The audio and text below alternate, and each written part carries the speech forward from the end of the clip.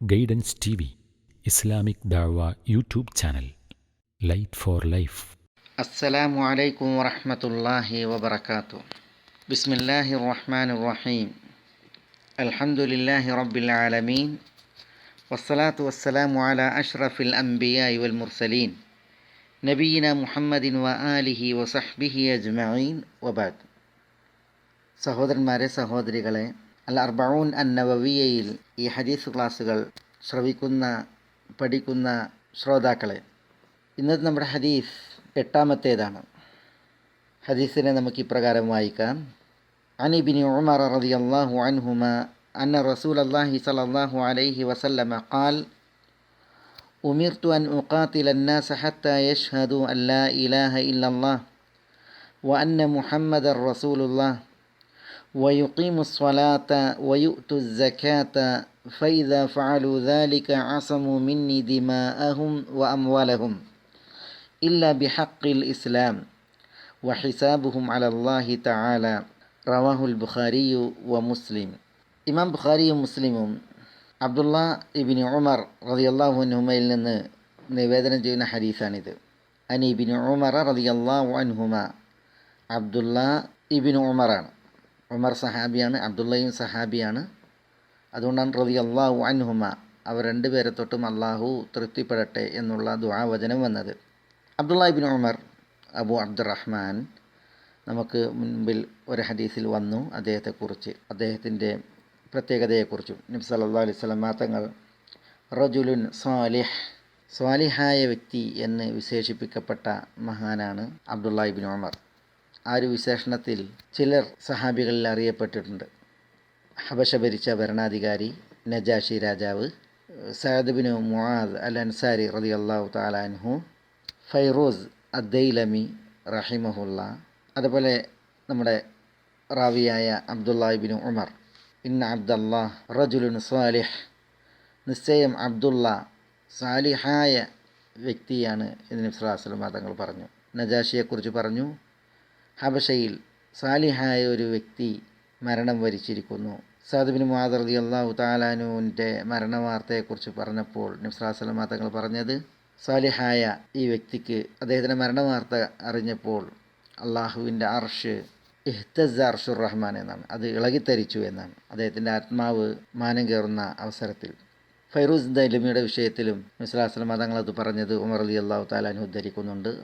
അദ്ദേഹം അസ്വദുൽ അനസി എന്ന് പറയുന്ന പ്രവാചകത്വം വാദിച്ച കള്ളപ്രവാചകനെ വധിച്ചതുമായി ബന്ധപ്പെട്ട് അസ്വദുൽ അനസി കൊല്ലപ്പെട്ടു.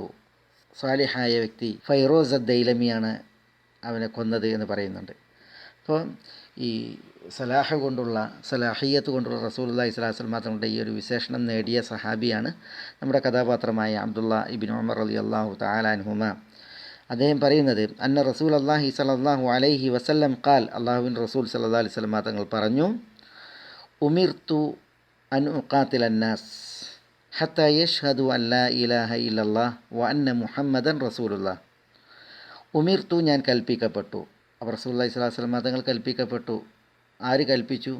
കൽപ്പിച്ചാൽ പറയപ്പെട്ടില്ല, പക്ഷേ അത് പ്രസിദ്ധമാണ്, അതുകൊണ്ട് തന്നെ പറയേണ്ടതില്ല. അള്ളാഹുവാണ് കൽപ്പിച്ചവൻ. ഉമിർതു, ഞാൻ കൽപ്പിക്കപ്പെട്ടു, അൻ മുഖാത്തിൽ അന്നാസ്, ജനങ്ങളോട് മുഖാത്തലത്ത് നടത്തുവാൻ. മുഖാത്തല എന്ന് പറഞ്ഞെങ്കിൽ യുദ്ധമാണ്. മുഖാത്തലത്ത് ഖത്ലല്ല, ഖത്ൽ എന്ന് പറഞ്ഞാൽ വധിക്കലാണ്. മുഖാത്തല എന്ന് പറഞ്ഞെങ്കിൽ യുദ്ധം ചെയ്യലാണ്, ജിഹാദിന് വേണ്ടിയുള്ള പരിശ്രമമാണ് മുഖാത്തലത്ത്. ഉമിർതു അൻ മുഖാത്തിൽ അന്നാസ്, ജനങ്ങളോട് യുദ്ധം ചെയ്യാൻ ഞാൻ കൽപ്പിക്കപ്പെട്ടു. ഹത്താ യശ്ഹദു അൻ ലാ ഇലാഹ ഇല്ലല്ലാഹ് വ അന്ന മുഹമ്മദൻ റസൂലുള്ളാഹ്, ലാ ഇലാഹ ഇല്ലല്ലാ മുഹമ്മദുർ റസൂലുള്ളാ എന്ന് അവർ സാക്ഷ്യം പ്രഖ്യാപിക്കുന്നത് വരെ. ഷഹാദത്ത് വിശ്വാസമാണ്, ഷഹാദത്ത് ഉച്ചരിക്കലാണ്, ഷഹാദത്ത് പ്രഖ്യാപിക്കലാണ്. അപ്പോൾ ലാ ഇലാഹ ഇല്ലല്ലാ മുഹമ്മദുർ റസൂലുള്ളാ എന്ന് പ്രഖ്യാപിക്കുന്നത് വരെ യുദ്ധാർഹരായ ആളുകളോട് യുദ്ധം ചെയ്യാനാണ് ഞാൻ കൽപ്പിക്കപ്പെട്ടത്. വയുഖീമുസ്സലാഹ്, അവർ നമസ്കാരം നേരാംവിധം നിർവഹിക്കുകയും വയുത്തു അസ്സക്കാ, അവർ സക്കാത്ത് നൽകുകയും ചെയ്യുന്നത് വരെ. വിഷയം നമുക്ക് ഒന്നുകൂടി വിശദീകരിക്കാം. ഫൈദാ ഫഅലു ദാലിക്, അവർ അപ്രകാരം പ്രവർത്തിച്ചാൽ എന്ന് പറഞ്ഞിട്ടുണ്ടെങ്കിൽ ലാ ഇലാഹ ഇല്ലല്ലാഹ് മുഹമ്മദുർ റസൂലുള്ളാഹ് എന്ന സാക്ഷ്യവചനങ്ങൾ ചൊല്ലുകയും നമസ്കരിക്കുക, സക്കാത്ത് കൊടുക്കുക എന്നുള്ള പ്രവൃത്തികൾ അനുഷ്ഠിക്കുകയും ചെയ്താൽ, ലാ ഇലാഹ ഇല്ലല്ലാഹ് മുഹമ്മദുർ റസൂലുള്ളാഹ് പ്രഖ്യാപനം യുദ്ധം നടക്കുന്ന ആ സമയം തന്നെ ഉണ്ടാകും. എന്നാൽ നമസ്കാരവും സക്കാത്തും യുദ്ധഭൂമിയിൽ നടക്കുന്ന വിഷയമല്ല. പക്ഷേ അത് നിഷേധിക്കാതെ അത് സമ്മതിക്കുന്ന അവസ്ഥ മതി.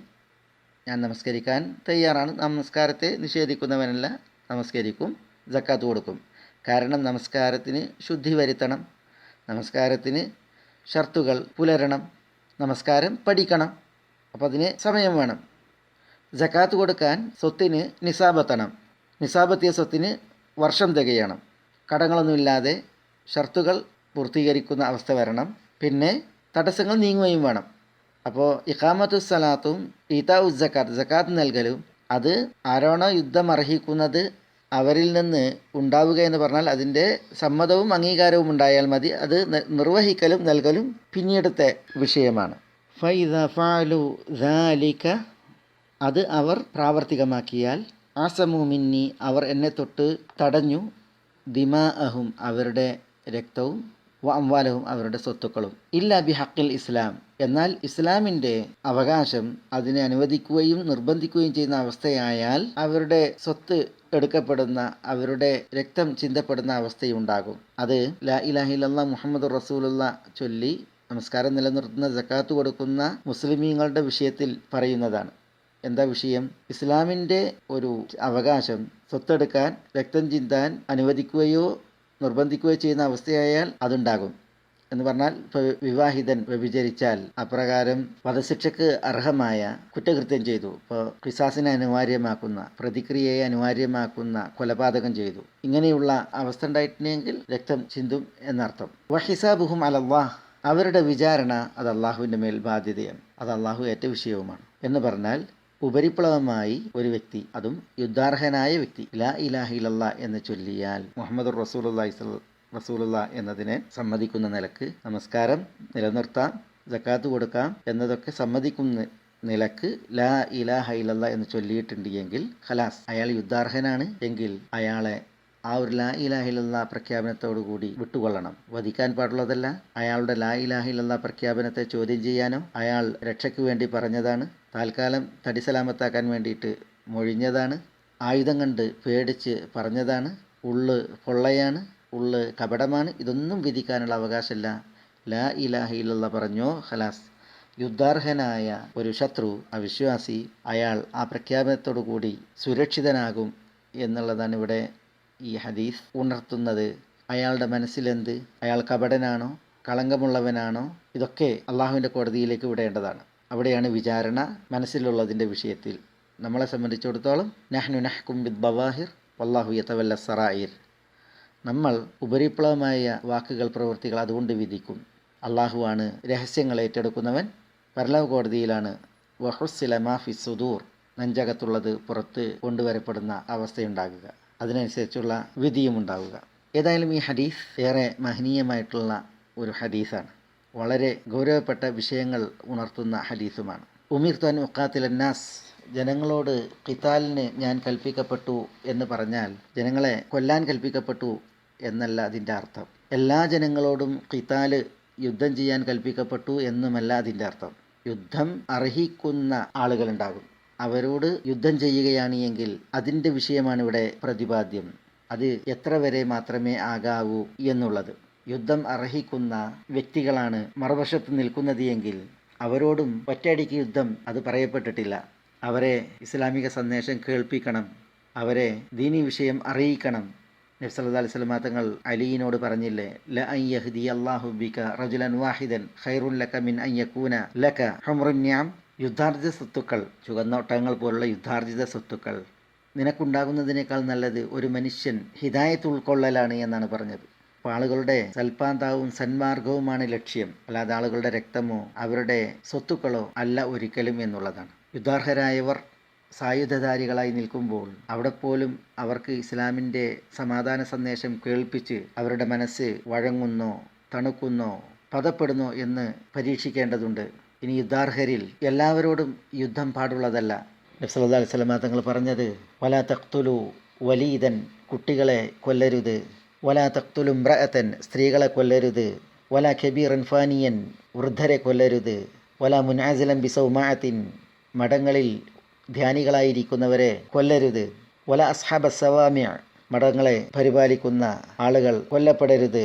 വല തഖ്തുലു ദുർരിയ, നിങ്ങൾ കുട്ടികളെ സന്തതികളെ കൊല്ലരുത്. അതേപോലെ വല തഖ്തുലു അസീഫ, നിങ്ങൾ കൂലി വേല ചെയ്യുന്ന ആളുകളെ കൊല്ലരുത്.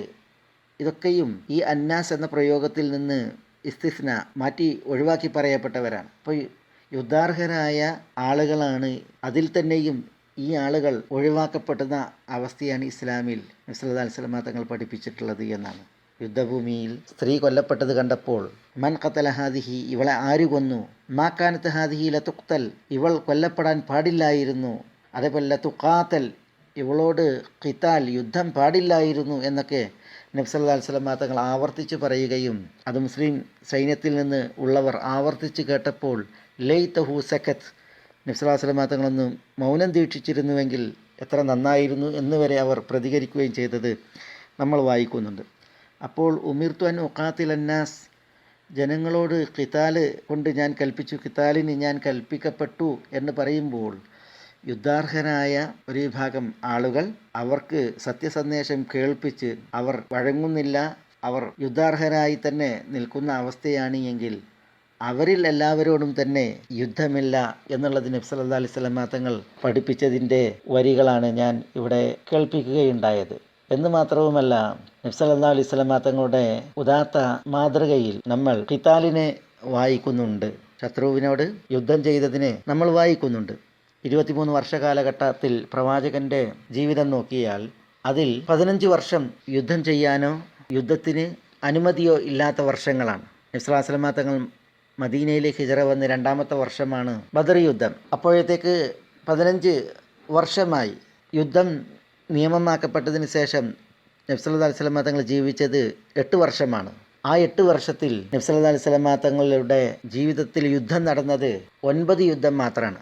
9 യുദ്ധങ്ങൾ മാത്രം. ശത്രുക്കളോടുള്ള ഏറ്റുമുട്ടലുണ്ടായത് 9 എണ്ണത്തിൽ മാത്രമാണ്. അതിൽ 8 യുദ്ധങ്ങളിലാണ് ആളപായമുണ്ടായത്. ഇരുപക്ഷത്തു നിന്നും ആളപായമുണ്ടായത് 8 യുദ്ധങ്ങളിലാണ്. ഒരു യുദ്ധത്തിൽ ഏറ്റുമുട്ടായി ഉണ്ടായെങ്കിലും ഇരുപക്ഷത്തും ആളപായമില്ല. 28ഓളം യുദ്ധങ്ങൾക്ക് മദീനയിൽ നിന്ന് പുറപ്പാടുണ്ടായിട്ടുണ്ട്. പക്ഷേ ആ പുറപ്പാടിൽ എല്ലാം യുദ്ധത്തിൽ കലാശിച്ചിട്ടില്ല. 9 എണ്ണം മാത്രമാണ് യുദ്ധത്തിൽ കലാശിച്ചത്. മുഹമ്മദ് സല്ലല്ലാഹു അലൈഹി വസല്ലം തങ്ങളുടെ സാന്നിധ്യത്തിൽ നടന്ന യുദ്ധങ്ങൾ അത് 9 എണ്ണം മാത്രമാണ് എന്നുള്ളതാണ് ചരിത്ര യാഥാർത്ഥ്യം. എന്തുകൊണ്ട് 28 യുദ്ധപ്പുറപ്പാടുകളുണ്ടായി?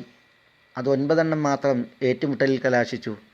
യുദ്ധത്തിന് പുറപ്പെടുമ്പോൾ നബി സല്ലല്ലാഹു അലൈഹി വസല്ലം തങ്ങളുടെ വസിയ്യത്ത് ലാ തതമന്നൗ ലിഖാ അൽ അദു, ശത്രുവിനെ കണ്ടുമുട്ടാൻ നിങ്ങൾ ആഗ്രഹിക്കരുതേ എന്നാണ്. യുദ്ധത്തിന് സായുധധാരികളായി പുറപ്പെടുമ്പോൾ മുഹമ്മദ് സല്ലല്ലാഹു അലൈഹി വസല്ലം തങ്ങളുടെ വസിയ്യത്ത് ശത്രുവിനെ കണ്ടുമുട്ടാൻ നിങ്ങൾ ആഗ്രഹിക്കരുതേ എന്നാണ്. ശത്രുവിനെ കണ്ടുമുട്ടി ഒരു രക്തസിക്ത പോരാട്ടം ഇത് ആഗ്രഹിക്കാൻ പാടില്ല എന്നത് നബി സല്ലല്ലാഹു അലൈഹി വസല്ലം തങ്ങളുടെ തുടക്ക വസിയ്യത്താണ്. 8 യുദ്ധങ്ങളിൽ ആളപായമുണ്ടായി എന്ന് നമ്മൾ വായിക്കുമ്പോൾ ആ ആളപായങ്ങളുടെ എണ്ണം എത്രയാണ്? 1075 പേരാണ് ഈ 8 യുദ്ധങ്ങളിൽ കൊല്ലപ്പെട്ടത്. 1075 പേർ. അതിൽ 150 പേർ മുസ്ലിമീങ്ങൾ, 925 പേർ അമുസ്ലിമീങ്ങൾ ശത്രുപക്ഷത്ത്. ആകെ മുഹമ്മദ് സല്ലല്ലാഹു അലൈഹി വസല്ലം തങ്ങളുടെ ജീവിത നാളിൽ നടന്ന യുദ്ധങ്ങളിൽ 1075 പേരാണ് മൊത്തത്തിൽ വധിക്കപ്പെട്ടത് 2 പക്ഷത്തു നിന്നും എന്നുള്ളതാണ്.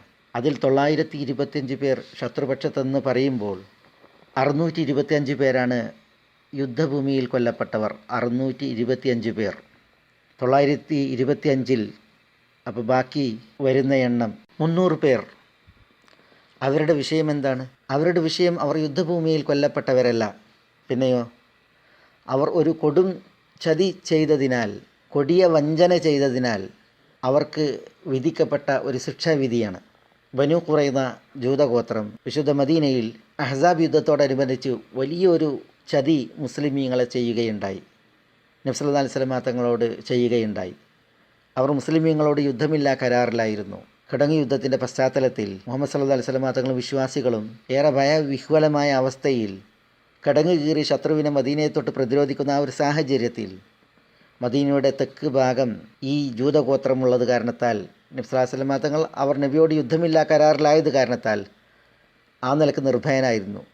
കിടങ്ങ് കീറി മദീനയുടെ വടക്ക് ഭാഗം ശത്രുവിനെ തൊട്ട് പ്രതിരോധിച്ചപ്പോൾ, അങ്ങനെ ശത്രുവിന് മദീനയിൽ പ്രവേശിക്കാൻ കഴിയാത്ത വിധം മുസ്ലിമീങ്ങൾ നബി സല്ലല്ലാഹു അലൈഹി വസല്ലം തങ്ങളുടെ നേതൃത്വത്തിൽ സല കുന്നിൻ്റെ ചെരുവിൽ കഴിഞ്ഞുകൂടിയ നാളുകളിലാണ് ഒരു കൊടിയ ചതി ഈ ബനൂ ഖുറൈള ജൂതഗോത്രം നടത്തുന്നത്. അവർ നബിയോടുള്ള കരാർ ലംഘിച്ച് മുസ്ലിമീങ്ങളെ ദ്രോഹിക്കുമെന്ന നിലക്ക് വർത്തിച്ചു. നബി സല്ലല്ലാഹു അലൈഹി വസല്ലം തങ്ങൾ മുസ്ലിം സ്ത്രീകളെയും കുട്ടികളെയും ഒരു കോട്ടയിലാണ് പാർപ്പിച്ചിരുന്നത്. ആ കോട്ടയിൽ വരെ തങ്ങൾ ചെല്ലും എന്നയിടത്തേക്ക് അവർ ഭീഷണി ഉയർത്തി കൊടിയ വഞ്ചന കാണിച്ചു. ആ ബനൂ ഖുറൈള ഗോത്രത്തെ, അതിൽ 300 പേരെ വധിച്ചതും കൂടി കൂട്ടിയാണ് 925 എന്നുള്ള എണ്ണം. നബി സല്ലല്ലാഹു അലൈഹി വസല്ലം തങ്ങൾ അവരെ കൊല്ലാൻ വിധിച്ചിട്ടില്ല. അതും ഇതോടനുബന്ധിച്ച് മനസ്സിലാക്കേണ്ടതാണ്. നിങ്ങളുടെ വിഷയത്തിൽ ആര് തീരുമാനിക്കണം എന്ന് നബി അവരോട് ചോദിച്ചപ്പോൾ അവർ തന്നെ അവരുടെ ഇഷ്ടക്കാരനായ സഅദ് ബിൻ മുആദ് റളിയല്ലാഹു അൻഹുവിനെ തീരുമാനിക്കുകയും അദ്ദേഹത്തിൻ്റെ വിധി ഞങ്ങൾ ഇഷ്ടപ്പെടും, അംഗീകരിക്കുമെന്ന് പറഞ്ഞപ്പോൾ സഅദ് ബിൻ മുആദിനെ നബി സല്ലല്ലാഹു അലൈഹി വസല്ലം തങ്ങൾ വിധിക്കാൻ വിളിക്കുകയും വിടുകയുമാണ് ഉണ്ടായത്. അദ്ദേഹമാണ് അവരിൽ ഈ കൊടിയ ചതിക്ക് വധശിക്ഷയാണ് എന്ന് വിധിക്കുകയുണ്ടായത്. അങ്ങനെ ആ 300 പേർ അതിൽ കൊല്ലപ്പെടുകയാണ് ഉണ്ടായത്. അവരെ കൂടി കൂട്ടിയാണ് നമ്മൾ 925 പേർ നബി സല്ലല്ലാഹു അലൈഹി വസല്ലം തങ്ങളുടെ കാലഘട്ടത്തിൽ നടന്ന ഈ 8 യുദ്ധങ്ങളിൽ കൊല്ലപ്പെട്ട ശത്രുപക്ഷത്തെ ആളുകൾ എന്ന് പറയുന്നത്.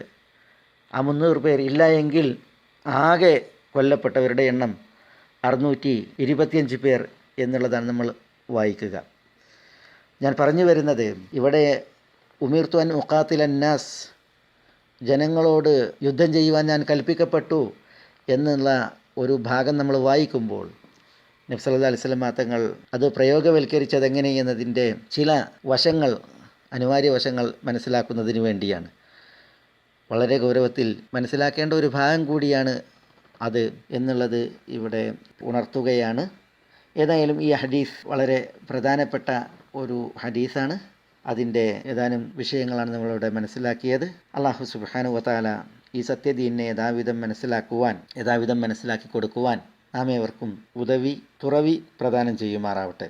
നമ്മെ നോക്കി വരുന്ന മുസീബത്തുകൾ അള്ളാഹു നമ്മളിൽ നിന്ന് വഴിമാറ്റുമാറാവട്ടെ.